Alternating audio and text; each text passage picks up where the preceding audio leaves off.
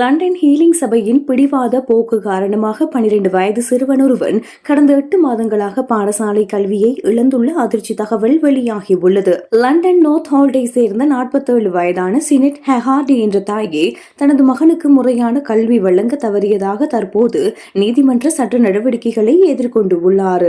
ஸ்டேடினின் மகனான 12 வயது ஷே விசேட தேவைகளை கொண்ட தனது மற்ற 2 சகோதரர்களையும் கவனிக்கும் ஒரு இளம் பராமரிப்பாளராகவும் செயற்பட்டு வருகின்றான். இவனது 2 சகோதரர்களும் கடுமையான ஆட்டிசம் மற்றும் பேச முடியாத குறைபாடுகளால் பாதிக்கப்பட்டுள்ளனர். குடும்ப சூழ்நிலை காரணமாக தங்களுக்கு அருகிலுள்ள வில்லியம் பெர்கின் உயர்நிலை பாடசாலையிலேயே ஷேவிற்கு இடம் கோரப்பட்டிருந்தது. எனினும் ஈலிங் நகரசபை அந்த இடத்தை வழங்க மறுத்து மாற்று பாடசாலைகளை பரிந்துரைத்துள்ளது.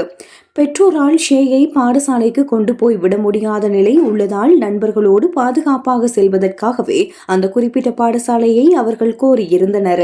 இதற்கிடையில் இந்த குடும்பத்தில் அண்மையில் தற்கொலை உட்பட 2 மரணங்கள் சம்பவித்த போதிலும் நகரசபை அதிகாரிகள் எந்த ஒரு மனிதாபிமானமும் இன்றி தங்களை நடத்துவதாக ஸ்னேட் கவலை வெளியிட்டுள்ளார்.